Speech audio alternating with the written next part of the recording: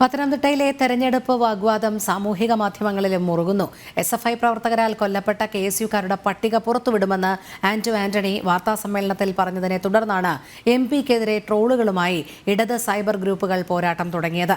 LDF-നെതിരെ UDF-ഉം cyber പോരാട്ടം തുടങ്ങിയതോടെ സാമൂഹിക മാധ്യമങ്ങളിലെ ഏറ്റുമുട്ടൽ മുറുകുകയാണ്.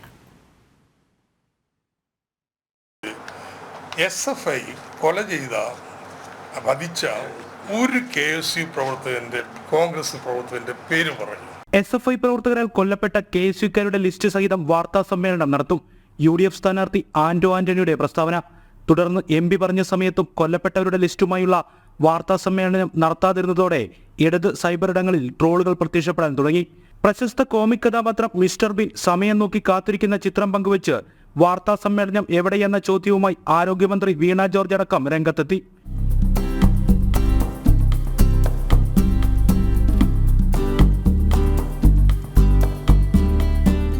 ട്രോളുകൾക്ക് മറു ട്രോളുകളുമായി UDF-ഉം രംഗത്തിറങ്ങി. പൂർത്തിയാകാതെ കിടക്കുന്ന പദ്ധതികളുടെ പേരിൽ UDF വീണ ജോർജിനെ ട്രോളി. തോമസ് ഐസക്കിനും കിട്ടി ട്രോളുകൾ.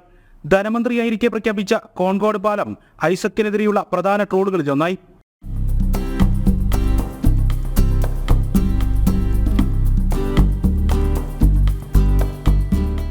സമൂഹമാധ്യമങ്ങളിലെ CPM പരിഹാസം രൂക്ഷമായപ്പോൾ ഫേസ്ബുക്കിലൂടെ ആന്റണി വിശദീകരണം നൽകി. പക്ഷേ ഇരുവിഭാഗവും തമ്മിലുള്ള പോര് സമൂഹ മാധ്യമങ്ങളിൽ മുറുകുകയാണ്. ജനം, പത്തനംതിട്ട.